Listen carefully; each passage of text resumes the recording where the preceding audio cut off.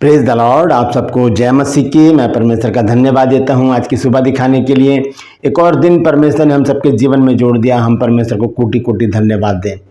एक नया संदेश लेकर मैं पास्टर राज मसीह आपके सम्मुख उपस्थित हूं और आप देख रहे हैं मेरा यूट्यूब चैनल जिसका नाम है ब्रदर राज मसीह। आज का जो संदेश है वो बहुत ही विशेष है, क्योंकि अभी जो हम सभी जानते हैं पारंपरिक रूप से 40 दिन के उपवास चल रहे हैं और उपवास में पवित्रताई बहुत ज़रूरी है, क्योंकि शैतान जो है वो उपवास से बहुत परेशान रहता है। आज हम इसी बात को जानेंगे कि शैतान उपवास से क्यों परेशान रहता है। 5 बातें हैं जो मैं आज आपके सामने रखूंगा। इन 5 बातों को हम जानेंगे। शैतान उपवास से क्यों परेशान रहता है, क्योंकि हम इस बात को कहाँ देखते हैं, जब हम मत्ती रचित सुसमाचार 4 अध्याय, लूका रचित सुसमाचार 4 अध्याय दोनों में पढ़ते हैं।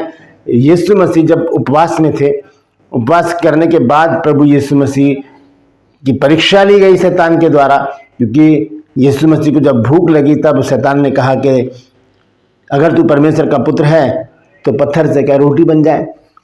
अब यीशु मसीह तो वचन को अच्छी तरह से जानते थे, शैतान भी जानता है, इसलिए वो वचन से ही क्या कर रहा है, अटैक कर रहा है। हम पर भी ऐसे ही अटैक करेगा, लेकिन हमें भी जवाब देना आना चाहिए। हमें जवाब देना आना चाहिए। वो हार जाएगा। जैसे यीशु मसीह ने शैतान को हराया, हम भी हरा सकते हैं। लेकिन आज मैं आपको इन उपवासों में, यही नहीं और आगे भी अगर आप रखते हैं उपवास, ये 40 दिन के तो उपवास चल रहे हैं बहुत सारी कलीसियाओं में, ये पूरे 40 दिन के उपवास रखे जा रहे हैं और बहुत सारे लोग जो हैं वो एवरी फ्राइडे रख रहे हैं उपवास। तो आज हम इस बात को जानेंगे कि क्यों और क्या वजह है कि शैतान उपवास से ज़्यादा परेशान हो जाता है। जब उपवास रखते हैं तो बहुत विचलित करता है, हमें परेशान करता है, क्योंकि इसका एक बहुत बड़ा उदाहरण मैंने आपको बताया है और वो उदाहरण है प्रभु यीशु मसीह। यीशु मसीह उपवास में थे, शैतान ने उनको परेशान कर डाला। तो आज हम भी यीशु मसीह के पद चिन्ह पर चल रहे हैं, हम भी यीशु मसीह के अनुयायी हैं। जैसा यीशु मसीह के साथ हुआ वैसा हमारे साथ भी हो सकता है। इसीलिए इस बात को जानना बहुत ज़रूरी है कि हमें करना क्या है। आइए आज के वचन में चलेंगे। मैथ्यू चैप्टर 4 वर्स 1 लिखा है, तब उस समय आत्मा यीशु को जंगल में ले गया ताकि इब्लीस से उसकी परीक्षा हो। वह 40 दिन और 40 रात निराहार रहा। अंत में उसे भूख लगी। तब परखने वाले ने पास आकर उससे कहा, यदि तू परमेश्वर का पुत्र है तो कह दे कि ये पत्थर रोटियां बन जाए। क्या अगर तू परमेश्वर का पुत्र है तो कह दे कि ये पत्थर जो है ये रोटियां बन जाए। यीशु मसीह ने क्या उत्तर दिया? हम कहते हैं उसने उत्तर दिया कि लिखा है कि मनुष्य केवल रोटी से नहीं परंतु हर एक वचन से जो परमेश्वर के मुख से निकलता है जीवित रहेगा। तब इब्लीस उसे पवित्र नगर में ले गया और मंदिर के कंगूरे पर खड़ा किया और उससे कहा, यदि तू परमेश्वर का पुत्र है तो अपने आप को नीचे गिरा दे, क्योंकि लिखा है कि वह तेरे विषय में अपने स्वर्गदूतों को आज्ञा देगा और वे तुझे हाथों हाथ उठा लेंगे, कहीं ऐसा ना हो कि तेरे पांव में पत्थर से ठेस लगे। फिर वचन से बात कर रहा है। ये बात भजन संहिता में लिखी है 91 में। फिर यीशु मसीह ने क्या कहा? यीशु ने उसको कहा, यह भी लिखा है कि तू प्रभु अपने परमेश्वर की परीक्षा ना कर। यीशु मसीह ने जवाब दे दिया। अब देखिए तीसरी बात, फिर वो वचन से लेकर आता है। कहता है, फिर शैतान उसे बहुत ऊंचे पहाड़ पर ले गया और सारे जगत के राज्य और उसका वैभव दिखाया। उसने कहा कि यदि तू गिरकर मुझे प्रणाम करे तो मैं ये सब कुछ तुझे दे दूंगा, सब कुछ तुझे दे दूंगा। तब यीशु ने उससे कहा, हे शैतान दूर हो जा, क्योंकि लिखा है कि तू प्रभु अपने परमेश्वर को प्रणाम कर, केवल उसी की उपासना कर। तब शैतान उसके पास से चला गया और देखो स्वर्गदूत आकर उसकी सेवा करने लगे। यहाँ पर हमने देखा है कि प्रभु यीशु मसीह बिल्कुल तैयार हैं। किस लिए? अपनी सेवकाई के लिए। क्योंकि यीशु मसीह ने पहले बपतिस्मा लिया, फिर उसके बाद क्या हुआ, उनकी परीक्षा हुई। उसके बाद यीशु मसीह ने क्या किया? अपनी सेवकाई को शुरू किया। ये एक प्रक्रिया है सेवकाई की। जब बपतिस्मा लेते हैं तो सताव आता है उसके बाद, और सताव के बाद हमारे काम शुरू हो जाते हैं, बशर्ते कि हम प्रभु यीशु मसीह के समान शैतान को जवाब देने वाले बन जाएं। मैं आपको आज 5 बातें ऐसी बताने जा रहा हूं कि जब हम उपवास रखते हैं तो शैतान इन 5 बातों से घबरा जाता है, डर जाता है और फिर हमें अपनी तरफ खींचने की कोशिश करता है, विचलित करता है, परेशान करता है, सोच का ऐसे जुगाड़ लगाता है कि हमारा उपवास टूट जाए। लेकिन अगर हम प्रभु में पक्के हैं और हमने ठान रखा है कि हमने उपवास रखना है, इसे पूरा करना है, तो हमें संसार की कोई भी ताकत डिगा नहीं सकती। ये 5 बातें कौन सी हैं जिनसे शैतान डरता है? उपवास में 5 बातों से शैतान डरता है। आइए देखते हैं। सबसे पहली बात है पवित्रताई। पवित्रता से वो डरता है, क्योंकि शैतान तो हमें गंदा करना चाहता है, शैतान हमें अपवित्र करना चाहता है, अशुद्ध करना चाहता है, हमारे विचारों को गंदा करना चाहता है। वो तो चाहता है कि हम फोन में लगे रहें और हम रील देखते रहें, शॉर्ट वीडियो देखते रहें जिसमें गंदगी है, अश्लीलता है, ऐसी बातें हैं जो अच्छी नहीं है, गाली गलौच और पता नहीं क्या क्या है इन चीज़ों में। शैतान चाहता है कि हम उसमें अपना टाइम बिताते रहें, ऐसे फ़ोन को रखें और ऐसे ऐसे करते रहे, देखते रहे, पता भी नहीं चलेगा 4 घंटे कब में बीत गए। लेकिन जब हम उपवास में हैं तो हमें ये चीज़ तो छोड़नी पड़ी है, हमने छोड़ दिया उसको। अब हम कहाँ पर है? अब हम पवित्रताई से जीवन जी रहे हैं, हम उपवास में हैं। मैं ये बताना चाहता हूँ दोस्तों, उपवास में हम इस बात को सीखें कि जब हम उपवास में पवित्र हैं तो उपवास के बाद भी हम पवित्र बने रहें, हम इन चीज़ों को छोड़ने का प्रयास करें। तो पहली बात क्या है? पवित्रताई, जिससे शैतान डरता है। हमारी पवित्रताई से, हमारी शुद्धता से शैतान डरता है। वो सोचता है कि अब तो ये मेरे हाथ से निकल गया, अब मैं क्या करूं। परमेश्वर का वचन क्या कहता है? आइए देखेंगे। पहला पतरस 1 अध्याय और उसका 16 पद। फर्स्ट पीटर चैप्टर 1 वर्स 16, यहां पर लिखा है, क्योंकि लिखा है कि पवित्र बनो क्योंकि मैं पवित्र हूं। लिखा है पवित्र बनो क्योंकि मैं पवित्र हूं। कौन पवित्र है? हमारा परमेश्वर। हमारा परमेश्वर पवित्र है। दोस्तों, अभी शनिवार को 8:30 बजे रात को मैं एक मैसेज लेकर आ रहा हूं और वो लाइव होगा यूट्यूब पर, यहीं पर ही लाइव होगा और मैं आपको बताऊंगा कि परमेश्वर क्यों नहीं बदलता। वचन में लिखा है मलाकी 3:6 आयत में कि परमेश्वर नहीं बदलता।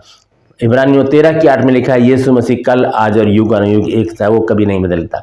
तो उसमें बड़े भेद की बातें हैं, वो हम शनिवार को जानेंगे। तो जरूर आइएगा, शनिवार रात 8:30 बजे इसी चैनल पर मैं लाइव आऊँगा और इस वचन को आप सुनिएगा। बहुत सामर्थ्य वचन है और आप उसे नोट करके अपने चर्च में भी प्रचार कर सकते हैं। Praise the Lord. तो वचन कहता है कि पवित्र बनो क्योंकि मैं पवित्र हूं, और इसी बात से शैतान घबरा जाता है। ये तो पवित्र हो गए, ये तो जुबान से कुछ बात ही नहीं कर रहे, ये तो शराब ही नहीं दे रहे, ये तो गालियां नहीं दे रहे लोगों को, ये तो फोन से अलग हो गए, ये तो फिल्में देखना बंद कर दिया, इन्होंने फिल्मी गाने गाने बंद कर दिए, अब क्या करूं मैं? शैतान फड़फड़ाने लगता है, क्या करूं। और ये शैतान के लिए बहुत बड़ा हथियार है हमारे पास, हमारी पवित्रता। पहली बात। दूसरी बात है प्रार्थना। जब हम प्रार्थना में रहते हैं दोस्तों, तो हम इस बात को अच्छी तरह से सोच लें, जान लें कि जब हम प्रार्थना में होते हैं तो हम संसार से अलग होते हैं। उस समय हमारा लिंक जो है वो परमेश्वर से जुड़ा होता है, हम परमेश्वर से बातचीत कर रहे होते हैं, हम परमेश्वर के सामने अपनी प्रॉब्लम को रखते हैं और उससे कुछ मांगते हैं, आत्मिक चीजें, वो चीजें जिनकी हमें जरूरत है। संसारिक चीजों की बात नहीं कर रहा मैं, संसार की सारी चीजें हमारी हैं क्योंकि ये हमारे बाप ने बनाई है। मैं तो बड़े हियाव से कहता हूं कि ये सारा संसार मेरा है क्योंकि इसे मेरे बाप ने बनाया। और मेरा बाप कौन है? परमेश्वर। तो उसकी चीज की जरूरत नहीं है, हमें आत्मिक चीजों की जरूरत है। वचन में लिखा है कि आत्मिक वस्तुओं की खोज में लगे रहो, कुलुस्सियों में लिखा 3 अध्याय में। तो हम दूसरी बात देख रहे हैं, प्रार्थना। यीशु मसीह ने प्रार्थना के बारे में क्या कहा? आइए देखेंगे। मैथ्यू चैप्टर 26 वर्स 41, मत्ती रचित सुसमाचार 26 अध्याय और उसका 41 पद। लिखा है जागते रहो और प्रार्थना करते रहो। ये नहीं लिखा कि प्रार्थना करो, नहीं, एक बार करके नहीं छोड़ देनी, एक रेगुलरिटी है, निरंतरता चाहता है परमेश्वर, कुरनेलियुस की तरह जो निरंतर प्रार्थना करता रहता था और उसकी प्रार्थना कहाँ पहुंच गई, परमेश्वर के पास, स्वर्ग में पहुंच गई। तो लिखा है जागते रहो और प्रार्थना करते रहो कि तुम परीक्षा में ना पड़ो। आत्मा तो तैयार है परंतु शरीर दुर्बल है। लिखा है प्रार्थना करते रहो कि तुम परीक्षा में ना पड़ो। कौन सी परीक्षा में? जो शैतान हमारे जीवन में लाएगा, जैसे कि यीशु मसीह को उसने परखा। तो ये दूसरा अटैक करते हैं हम शैतान पर जब हम प्रार्थना में होते हैं। शैतान हमें छू नहीं सकता, हमें बरगला नहीं सकता, हमें विचलित नहीं कर सकता, हमें परेशान नहीं कर सकता, बल्कि वो उल्टा खुद परेशान हो जाएगा। यार ये तो पवित्र हो गए, अब ये तो प्रार्थना में लग गए, अब मैं क्या करूं? यहां पर हम शैतान को डरा देते हैं, परेशान कर देते हैं, और शैतान को तो हराना हमारा काम है। वैसे तो यीशु मसीह ने उसको हरा ही दिया है, लेकिन अब हमारा काम है कि उससे डरे नहीं बल्कि उसको डरा दें। कैसे? पवित्र रहकर, प्रार्थना करके, और तीसरी बात क्या है? परमेश्वर का वचन पढ़ के। वचन क्या कहता है? भजन संहिता 119 अध्याय उसके 11 पद में लिखा है कि तेरे वचन को मैंने अपने हृदय में रख छोड़ा है कि मैं तेरे विरुद्ध पाप ना करूं। और पाप कौन करवाता है? पाप शैतान करवाता है। तो जब हम वचन को पढ़ेंगे, उस पर मनन करेंगे, तो हम पाप से दूर रहेंगे, शैतान से दूर रहेंगे, संसार से दूर रहेंगे। हमारे दिमाग में परमेश्वर का वचन होगा, हमारी जुबान पर परमेश्वर का वचन होगा, हमारी आंखें परमेश्वर के वचन पर लगी रहेंगी। हम यहाँ देखते रहेंगे, हम इधर उधर नहीं ताकेंगे, क्योंकि परमेश्वर का वचन कहता है इधर उधर मत ताक, क्योंकि मैं तेरे संग हूं। Praise the Lord. तो तीसरा अटैक हम कैसे करते हैं शैतान पर? प्रार्थना करके। जब हम उपवास में होते हैं, हम उस समय पवित्र होते हैं, तो पहला अटैक करते हैं शैतान पर। हम जब प्रार्थना में होते हैं, दूसरा अटैक करते हैं शैतान के ऊपर। जब हम वचन मनन करते हैं, तो हम तीसरा अटैक करते हैं शैतान के ऊपर। चौथा अटैक कैसे करते हैं हम? जब हम आराधना करते हैं, जब हम स्तुति करते हैं, जब हम परमेश्वर को ऊंचा उठाते हैं, जब हम अपने हाथों को उठाकर गीत गाते हैं, और जब हम परमेश्वर की महिमा करते हैं, जब हम कहते हैं कि जब मैं देखता तेरी पवित्रता और निहारता तेरे प्रेमीपन को, चीजें सारी जो घेरे बन जाती छाया रोशनी में तेरी। तेरे दिल तक आने की खुशी पाई है, तेरे प्यार में इच्छा मोहित हो गई। चीजें सारी जो घेरे बन जाती छाया रोशनी में तेरी। आराधना करूं, आराधना करूं, आराधना करूं, आराधना करूं, मेरे जीने का कारण आराधना तेरी। तो जब हम आराधना करते हैं, हम चौथा अटैक शैतान के ऊपर करते हैं। दोस्तों, शैतान से डरने की जरूरत नहीं है, क्योंकि वो तो हारा हुआ है। प्रभु यीशु मसीह ने उसको पहले से ही हरा दिया है।